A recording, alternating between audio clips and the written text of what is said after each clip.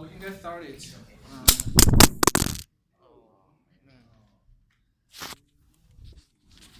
Fine. Accidents.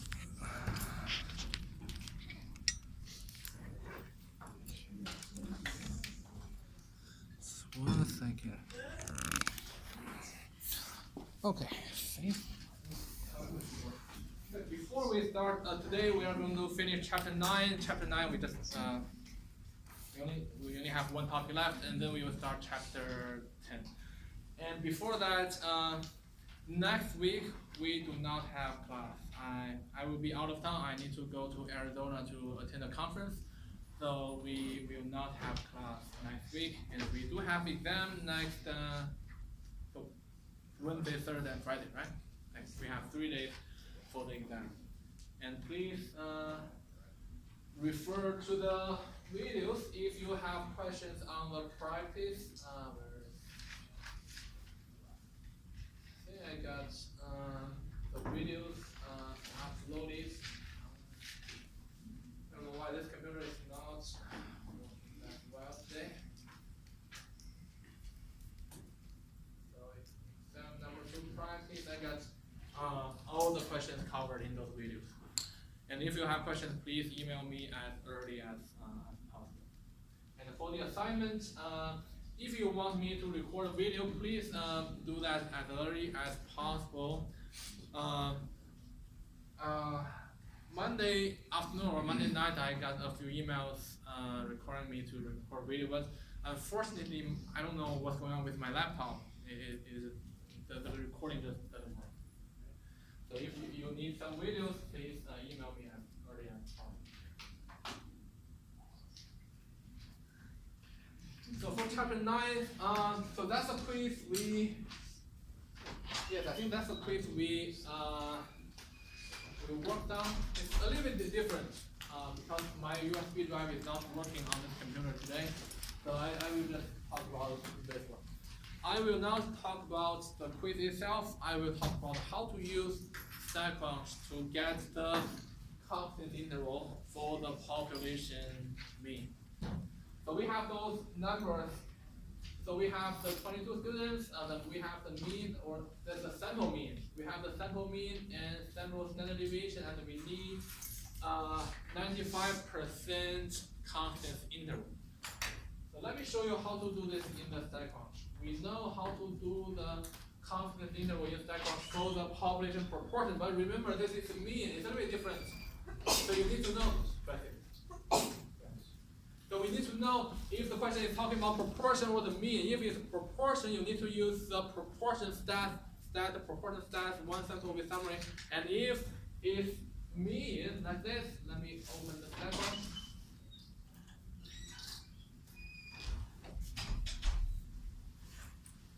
So if it's about mean, you still go to stat, but you are going to use t-stat, one sample with summary.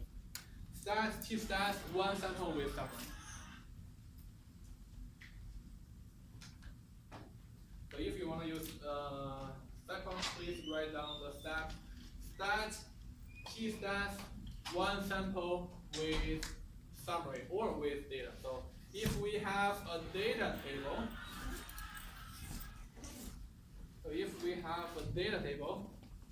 you need to use with data. But if you are given the mean, the sample mean, sample standard deviation, you are going to use with summary.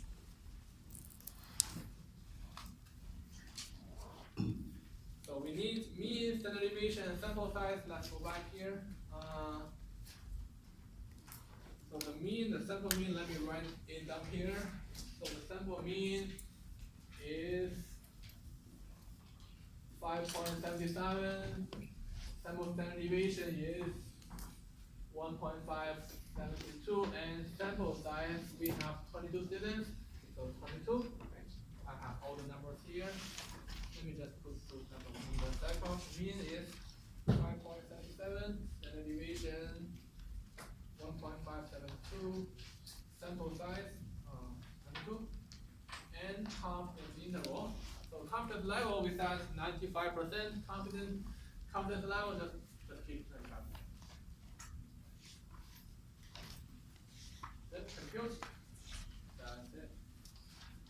have the lower limit and the upper limit. So those are the limits we need for the confidence interval. And sometimes we need standard error, but the last two numbers are the most important ones. So this is how we calculate the confidence interval for the population mean. So any questions on using StatCrunch to get the confidence interval for the population mean?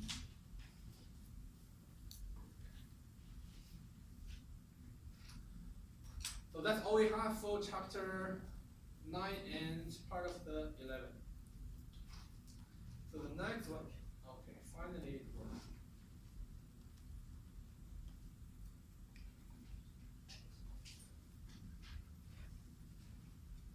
So now we are going to start chapter 10.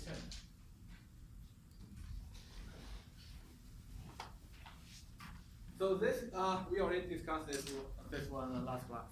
So we will have, so for the third exam, we will have 7 days.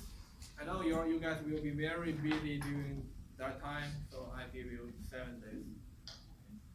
So you can choose any day to work on the last exam. Again, it's not cumulative, it's going to be covering chapter 9, 10, 11, and 12. And it's not cumulative. And that's the last exam. We don't have final. We don't have a final. So that's the last one we have. So any questions on the exam or any assignments? And okay, I think previous class, some people asked me if I'm going to job a low grade assignment or a low grade exam. The answer is no, we are not dropping anything. But for assignments, so all the past due assignments are open. I think I already sent out an email. So all the past due assignments are open. So if you missed one assignment, you can go back to work on the assignment. Or some questions, you missed some questions, or some questions only have 10% or 9%. You can still work on the question to make it 100%. But there will be 10% late penalty for the questions that you complete after the due date. But technically, you can make all the assignments up to 90%. So technically, if you want to spend time on the assignment, you can make all the assignments 90%. Okay. Yes? How long will be heading for? I will email you the due date. So probably after the exam, so probably December the 8th would be the deadline, but I will send out email. But I would say please work on the past due assignment as early as possible, because during that week you have a lot of other things to do. Okay?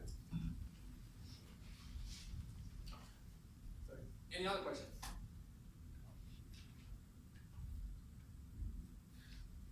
So in this lecture, we will talk about hypothesis testing. So it's chapter 10 and part of the chapter 11. So when we were talking about confidence interval, we were using sample data to construct an interval and try to use this interval to capture the population parameter. So we were studying the population parameter. We want to estimate the population parameter. And here in this lecture, we are also studying the population parameter, but we are using something called hypothesis testing. So let's remember those confidence interval and hypothesis testing are both studying the population parameter using the sample data. So we will talk about the details about hypothesis testing. But what is a hypothesis? So when we talk about hypothesis, it's kind of claim or your statement on something. So I gave 2 examples on this slide. So first one, we would like to know whether candidate A will have more than half of the votes in the next election. So candidate A and candidate B. So what if I say my statement is, or my prediction is, so candidate A will have more than half of the votes. candidate A will have more than half of the votes.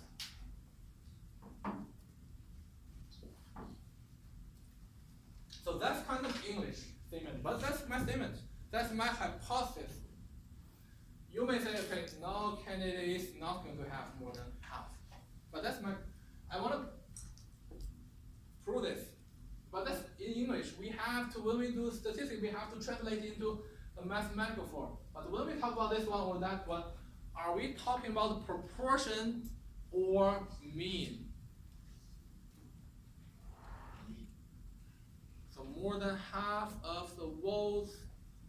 So when US did the last election, what is the number they needed? Is the proportion is the mean, or the average income of Donald Trump versus the average income of Hillary Clinton, or the percentage or proportion of the voters who support Donald Trump or Hillary Clinton? So that's a proportion. That's a proportion. So if I translate this into English, that means the proportion of registered voters who support candidate A is greater than 0.5 or 50%. So that's my translation. That's my translation. Then second one, someone collected some data from randomly selected transactions, and then that person calculated the mean standard deviation, and then that person wants to know if the mean purchase amount of all the transactions is at least $23. Is that talking about proportion or a mean? It's about mean. So the mean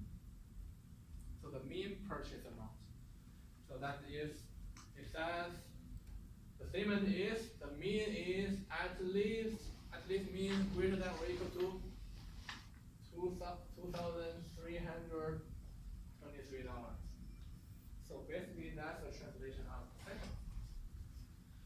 See, when we have the statement, when we have the hypothesis, so we are dealing with a population parameter. So we are making a statement about population parameter. So my statement is the population parameter is greater than 0.5. That's my translation. And the second one, that analyst is his or her claim is, or hypothesis, the mean value is greater than or equal to this number. So we are still dealing with population parameter. How do we know this is true or false? How do we know this is true or false? We have to collect data. We have to collect data. But that's some statement or some hypothesis. So let me give you a brief idea about how hypothesis testing works. How I can prove this is correct or wrong. So let's say, let me have this claim. So Professor A is a very popular professor in the College of Business.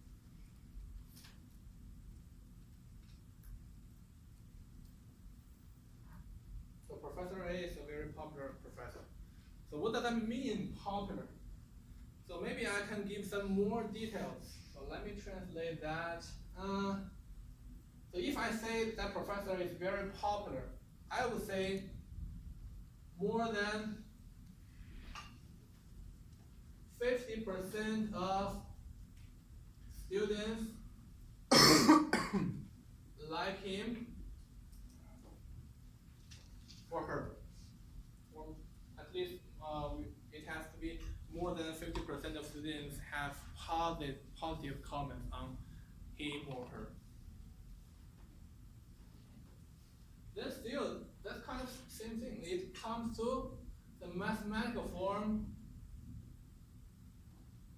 So the proportion of students who like him or her is greater than 50%. So that's my hypothesis. I want to prove this is correct, or I want to test if this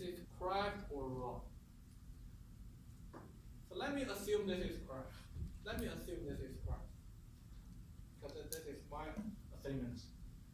Then what I would do is to collect samples from students. So there are so many students in the College of Business.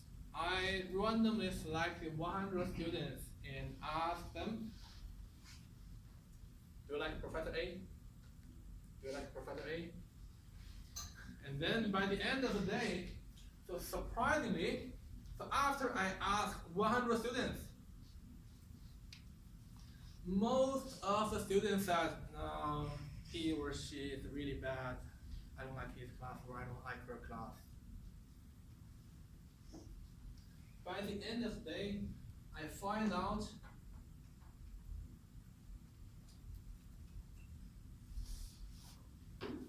only 10% of those 100 students like him or her. So this is my sample proportion. So among 100 students I interviewed, only 10% of them said, I like him or I like her. Then, so this is my sample data. Then, is my statement, here is my statement. Is my statement still correct or not correct? So this is my assumption. So I would say that Professor A is very popular. So that means more than half of the College of Business students like him or her. And then I did my sample, and in my sample, only 10% of students like him or her. So probably, so if this is true, probably what I would expect for this one should be at least like 45%. If I had 45%, it's something I would expect at least, or 51% or 59%. But if I see only 10% students like him or her, that means my statement is wrong. Then you can say your statement is wrong. Professor A is not popular. People don't like Professor. So that's how the hypothesis testing works. We have a claim, or we assume a population parameter, then we collect our sample, and then we see if our sample, supports my claim or not. So that's a very simple version of the hypothesis testing. So in the lecture, we will talk about the details. So in the hypothesis testing, we have two hypotheses. So right now, let's work on the proportion. So we have the proportion, we have the mean. So let's worry about the mean later. So let's talk about how to do the hypothesis testing for proportion. So in the hypothesis testing, we have two hypotheses. Whenever we do a hypothesis testing, we need to have a null hypothesis, and the other one is alternative hypothesis. Now let's talk about the null hypothesis. In the null hypothesis, we deal with claims like, or statements like, there's no difference, there's no effect, that the new drug has no effect on this disease or something else, or the bug spray doesn't work. So that's a null hypothesis. So when we put it into the mathematical form, so the format is the population parameter.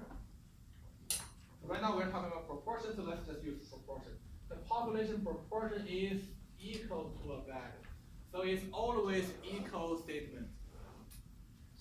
So let's make sure it's always equal statement. If you look at the example, the probability of stock market going up is 0.5 or 50%. So it's always equal. So normally when we do the in real applications, we have a lot of hypotheses. I think one second. You missed something. I think you lost something. Don't know what the-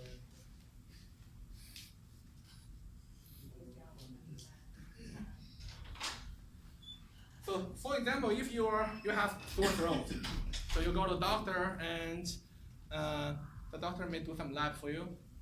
So their assumption is, so you're fine. So that's their no hypothesis. You're fine. And then the alternative hypothesis is that you're not fine. So the no hypothesis and alternative hypothesis are competing statements. If this is an equal statement, the competing statement is not equal to. So they have to be competing statements. So in a lab testing, so you're fine as no hypothesis, and you're not fine in the alternative hypothesis. Then they collect sample from your throat and they do the testing, and if they find out there are a lot of bacteria or virus in the sample, that means if the hypothesis is true, if you are fine, they are not supposed to find that many virus, but they did find that many virus. So that will reject that means the no hypothesis is wrong, your fine, the statement that you are fine is wrong, and you're not fine. So that's no hypothesis and alternative hypothesis.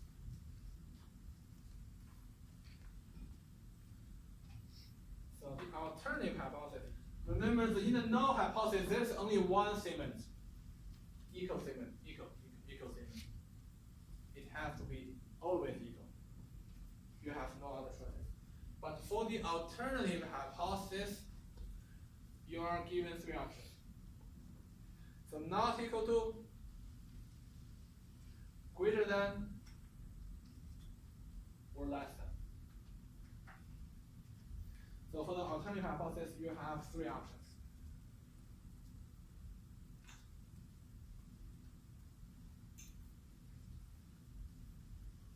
So your no hypothesis and alternative they have to be competing statements. So when do we use not equal to? When do we use greater than or less than? And by the way, in the alternative hypothesis, let's never use equal statement. Let's never use this equal, because equal can only appear in your no hypothesis. So when do we not equal? So if we want to prove that the market, the probability of the stock market going up is not equal to 0.5. So it could be greater than 0.5, it could be lower than 0.5. Greater than or equal to, I don't care, I just want to know if it's not equal to 0.5. If it's not equal to 0.5, I would be happy. So then that's when we use this not equal to statement. Or if you say, I want to know if the probability of the stock market going up is greater than 0.5, then you have to use this greater than, because you are interested in the probability or the parameter is greater than a value. So then you have to use greater than. So similar story for the less than, if you want to see the probability is or the proportion is less than value, then you use this less. But you have to choose one of them. And no hypothesis is always equal. So in our statistics, if you use sample data, we can never prove something is correct directly. So unfortunately, it's impossible in statistics. You can never directly prove this is correct. But we can, in the statistic, we can prove something is wrong. So just like the example we had, we can collect sample and prove this is wrong. So in this case, The no, we can never prove no hypothesis is correct, but we can indirectly prove alternative hypothesis is correct. So if you want to prove something that is correct, so if you have a statement, if I have this kind of statement, I want to prove this is correct, then let's put it into the alternative hypothesis. Then develop a competing statement for the null hypothesis. So this is the only chance of ways we can prove our statement is correct. Okay. So alternative hypothesis. So that's a null hypothesis and alternative hypothesis. So let me give you a more detailed procedure of doing the hypothesis test. So as we discussed, we have two hypotheses, null and alternatives. So when we do this hypothesis testing, so first of all, let's assume the null hypothesis is correct. Let's assume this is correct. The population parameter is equal to 0.5. Let's assume it's correct. If this is correct, that means our population parameter is p is equal to 0.5. So, and if this is correct, let's select a sample. Let's get our sample statistic, which is the p hat, So based on the theory that we learned in the chapter 9, the sample statistic would follow a normal distribution. So that's something we learned about the sampling distribution. So we would expect our sample statistic would follow a normal distribution. And the mean is the population proportion. So the mean should be the population proportion, should be 0.5 in this case, it should be 0.5. And standard deviation is in the format of square root of p times 1 minus p over q over sample size. And this, what is this p? This is p is also 0.5 because we assume it is correct. It is 0.5. Okay. Let me agree with you for a moment. So 0.5 times 1 minus 0.5 over, we don't have sample size, but if we have sample, we have the sample size. So this is we are supposed to have. So our sample proportion is supposed to follow this distribution. And then we get our real sample. We get a real value of p hat. After we get a real value of p hat, let's calculate the z-score of the p hat. So we know the z-score is equal to the value that we are interested in minus the mean over standard deviation. The p hat minus the mean over the standard deviation. Then we have the z-score for our sample proportion. Then let's put our z. We know the z follows a standard normal distribution. After we have the z-score, let's put our z-score into a standard normal distribution and see where our z-score is located. So in the previous class, I think we had one exercise. So if you see this kind of proportion, would you be surprised? Do you guys still remember that practice? Okay. So in that question we said, if the value is within 2 standard deviations of the mean, it's not called surprise.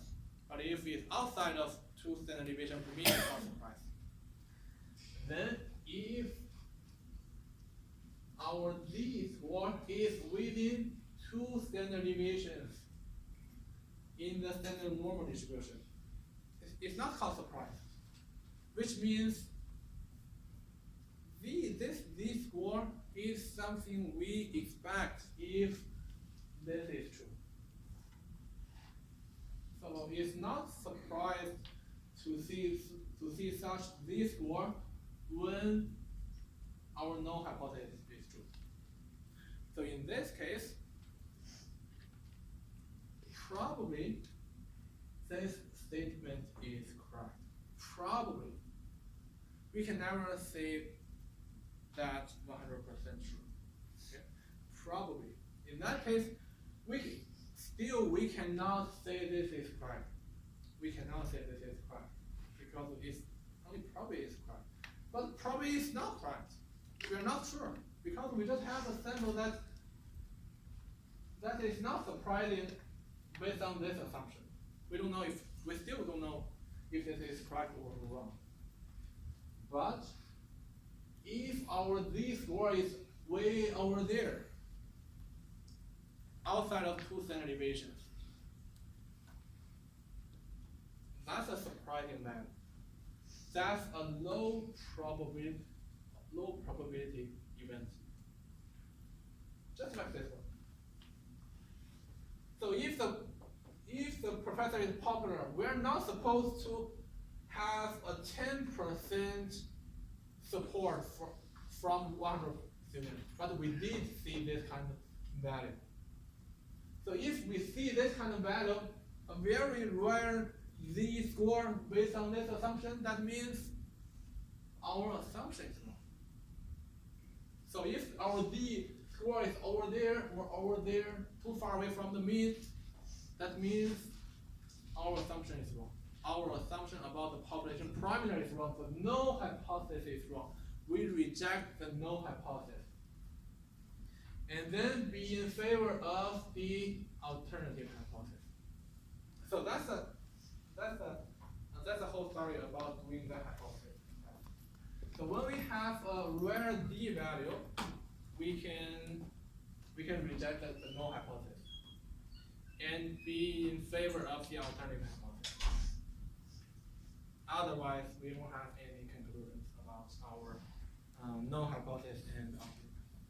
So that's the whole story of the hypothesis test.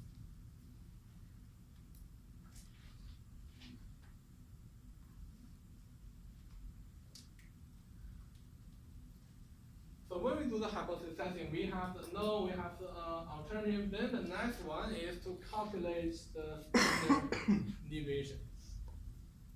So this one we have to calculate because the mean is just the number that we have in the no hypothesis.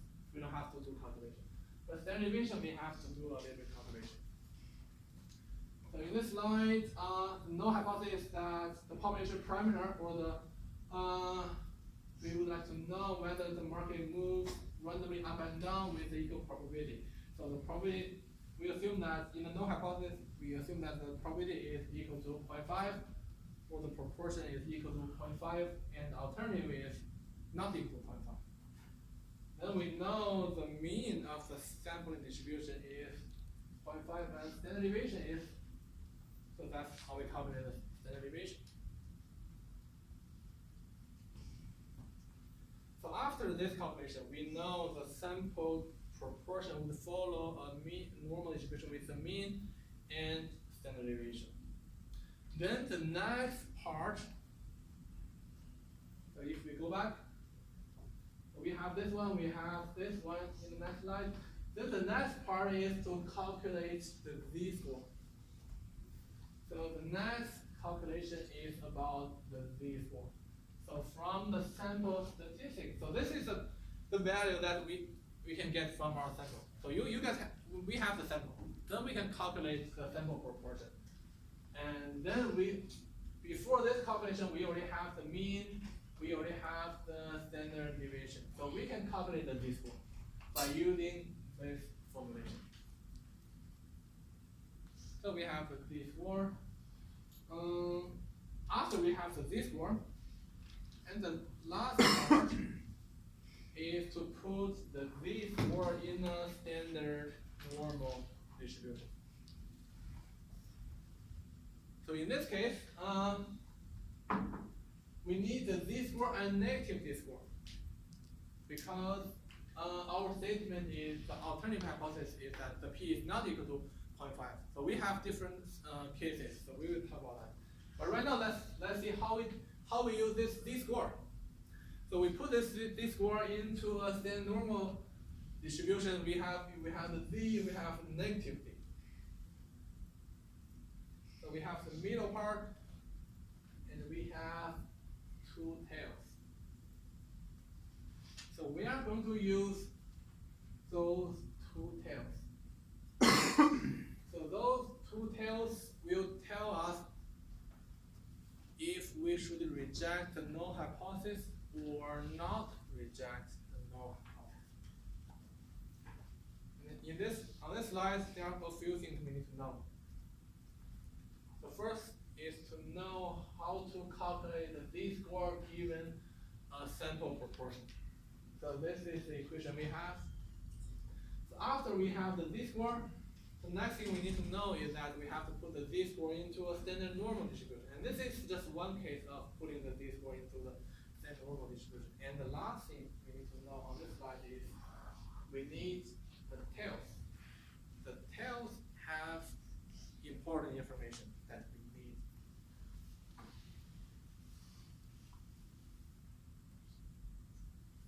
So any questions on this slide?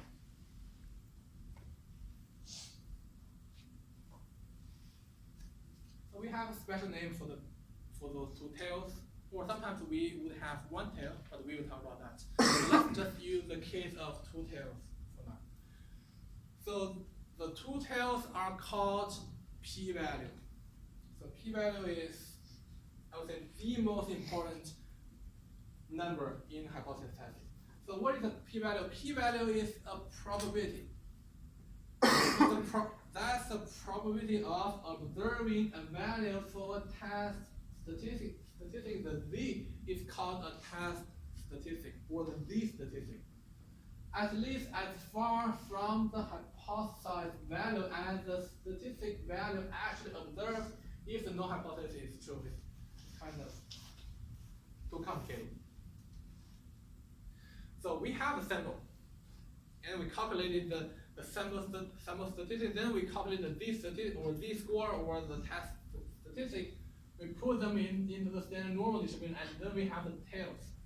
So the p-value is probably the probability that if we select one more sample, that's the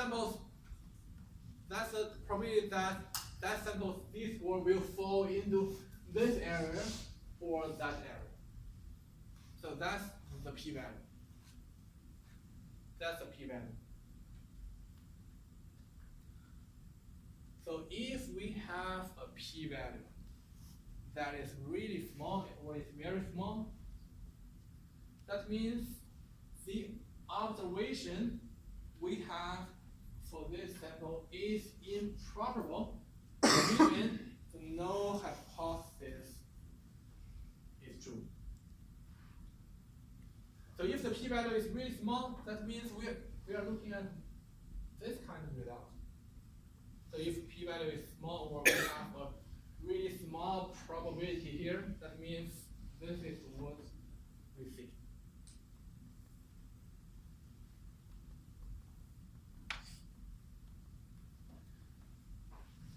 Then how to define if a p-value is small or if it's large? But before that, let's talk about how to get the p-value. So this is just one case when the alternative hypothesis is not equal to Siemens. We have two tails based on the z statistic or the test statistic if we want to use a more general term. So general guideline is if the p-value is small, we reject the null hypothesis. If the p-value is high, we fail to reject the null hypothesis. So that's a general guideline for us to make decisions. But in the later slide, we have to define how small is called small, how high is called high. So in those two examples, we have two p-values. One is 0.32, the other is 0.0001. And p-value, p-value is a probability. It has to be a number between 0 and 1. It cannot be greater than 1. So we will go back to this p-value, large p-value with small p-value in the later slide.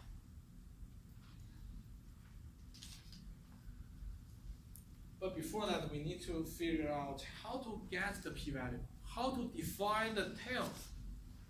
So there are two scenarios, or I would say three scenarios. So the first scenario is that the alternative hypothesis is not equal to statement. So your null hypothesis is this one. The population parameter is not equal to value.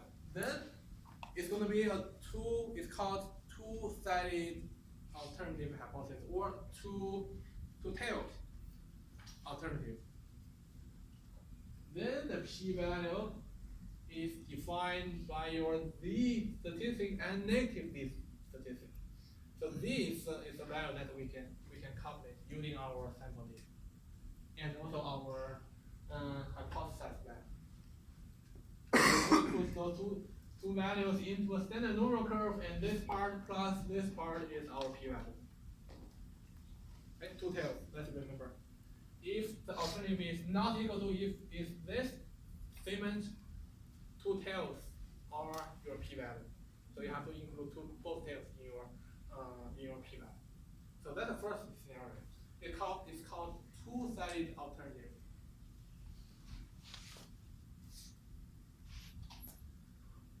What if your alternative is one of those two? So both of them are called one-sided or one-tailed alternative. So if the statement is the population parameter is greater than a value, then the corresponding p-value is the right tail. So if it's greater than statement in your alternative hypothesis, your p-value is the right tail.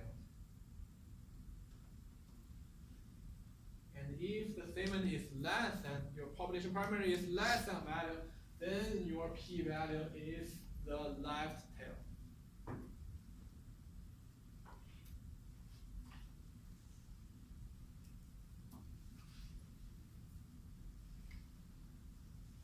So in this case, two tails greater than is going to be the right tail. And if it's less than,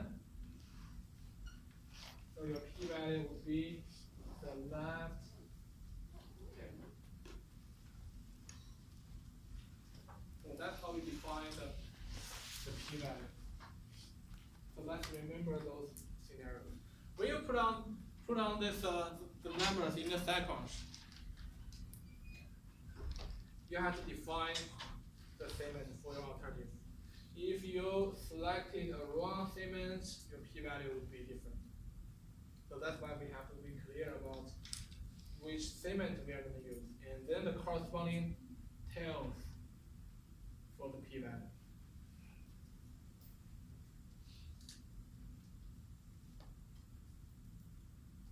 So any questions on this slide?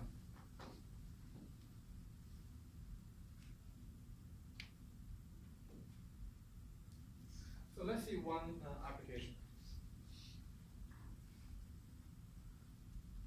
So we want to know whether the home team, whenever we are playing soccer, football, softball, and so forth, we want to know if the home team has some advantage. Then based on the data, MLB season data, so all the teams have played 24-30 games. And out of 24-30 games, home team won 1288 out of 24-30 games. And then what we want to do is to test if home team has some advantage or not. So if the home team has advantage, that means it should be more than 50%. So the home team should win more than 50% of the games. So if home game has some advantage, or home team is more likely to win. So our alternative hypothesis is the proportion of games that home team won should be greater than 0.5 or 50%. Then the competing statement would be, it's not greater than 0.5. So here, what I wrote down is, the competing statement is P is equal to 0.5. So, but although I wrote down P is equal to 0.5, what we really mean is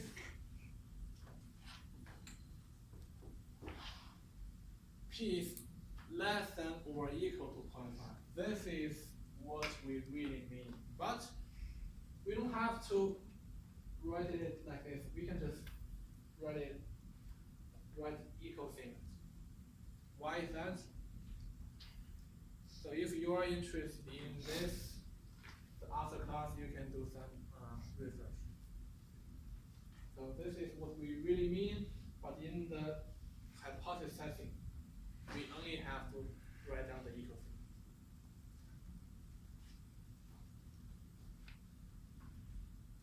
So let me demonstrate how to use stack count to do this hypothesis test. I know the whole procedure is a little bit difficult, but let me show you how to use stack count to do this one. So whenever we are given a question, so the first thing we have to think about is that, is this question talking about proportion or mean? So that's the very first question we have to think about. And if we look at this question, it's about proportion. It's about proportion. So the step is stat proportion stat one sample with summary. The same steps needed for constructing a constant interval for the population of proportion. So stat, proportion stat, one sample with summary. And again, we have to put two numbers in there. One is number of observations. So if we go here,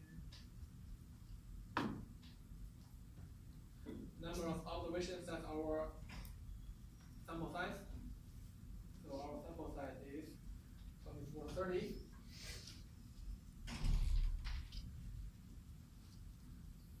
And number of successes. How many games home team won? So that's our number of successes. So that's going to be 1288.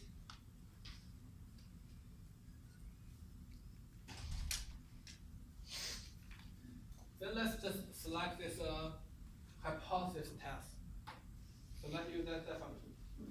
So the null hypothesis P is equal to 0.5 because this is our hypothesis. So null hypothesis P is equal to 0.5, we just type in 0.5, and the alternative should be greater than 0.5.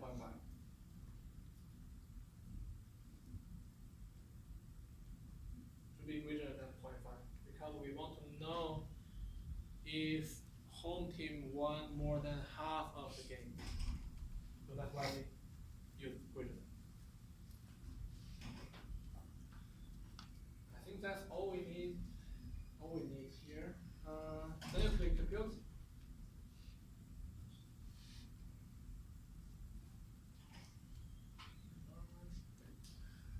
So this is our output. We have p-value. So this is our p-value, 0.0050. So that's our p-value. That's the most important number we need in the hypothesis testing.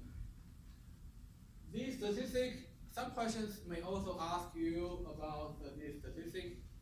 So you also have this statistic as our output. Standard error, sometimes they may ask, but the last two numbers are the most important numbers. P-value, this statistic. When a question is asking for this statistic or the p-value, you can do a hypothesis testing to get those two values.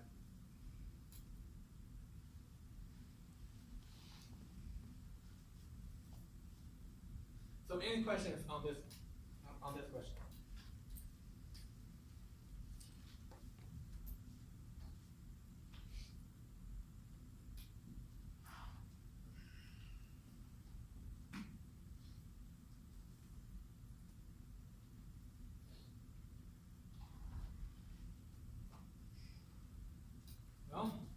we need to go back to the previous question. The p-value. How small is called the small p-value? How large is called the large p-value? We need to have a threshold. We need to have a threshold. So the threshold is here is called alpha level or level of significance. So that's our threshold alpha level. So we use alpha level to determine if your p-value is a small p-value or is a large p-value. So there are several p-values, commonly used p-values. 0.1, 0.05, 0.01, and 0.001. So in real application, you are going to select the alpha level. It depends on which area you work on. Engineering, science, business, healthcare may use different alpha levels. So you guys will be the one who decide alpha level, or your leading a team leader may tell you the alpha level. But normally 0.05 is a commonly used p-value in business world. But maybe for some cases, people may use different alpha levels. And alpha level will determine the chance of making mistakes in your hypothesis. But we will talk about that in the later slide. But on this slide, the first thing you need to know is the alpha level is your threshold to determine your p-value is a small one or large one. That's the first one. Is the more important information you have to remember on this slide is how to make conclusions. So in the previous question, we had the p-value. But it doesn't tell us how to make conclusions. After we have alpha value, we have to compare the alpha level with your p-value, then make our conclusion. So let's remember. You have to remember those two scenarios. So that's something you have to remember. So if the p-value is less than alpha level, your conclusion is you reject this null hypothesis and be in favor of the alternative hypothesis. In other words, your alternative hypothesis is correct, your null hypothesis is wrong. So that's what we want to say. If this is the case, the p-value, compare the p-value with your alpha level. If the p-value is less than your alpha level. If the p-value is not less than your alpha level, this is what we want to say. We think we fail to reject the null hypothesis. We fail to reject the null hypothesis. We do not say we accept the null hypothesis. We do not say the null hypothesis is correct. We can never say we accept this one, or we can never say the alternative the null hypothesis is correct. So we just fail to reject. We just don't have enough evidence to say this is wrong. So we fail to reject this one. If we fail to reject the null hypothesis, then we do not have enough evidence to say this is wrong or correct. So if we are in the second scenario, we have no conclusions about the two hypotheses. So let's remember those two scenarios. P-value smaller than alpha level, reject. Otherwise, fail to reject.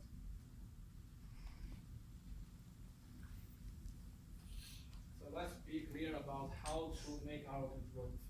Again, we never say we accept the null hypothesis. So just like in the court, when you do not have enough evidence against one person, so what would the judge say? The judge would say he is innocent, or the judge would say he is not guilty.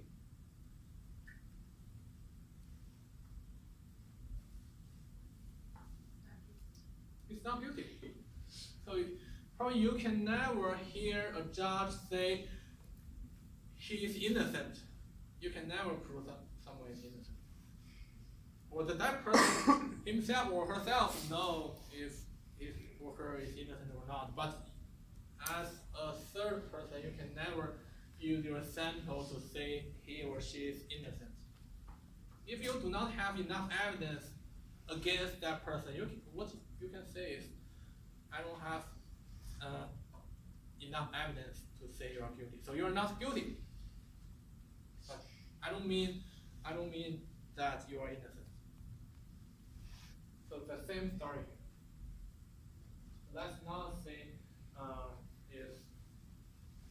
Let's not say we accept it.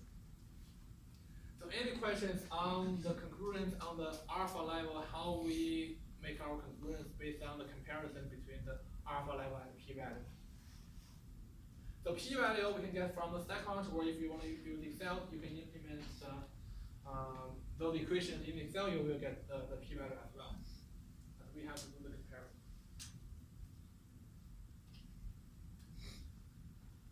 So critical value. So in the previous slides, we say we can compare the p-value and the alpha level, then make our congruence. So some people name it as p-value method. There's another method for making congruence in our hypothesis testing. That is called critical value method.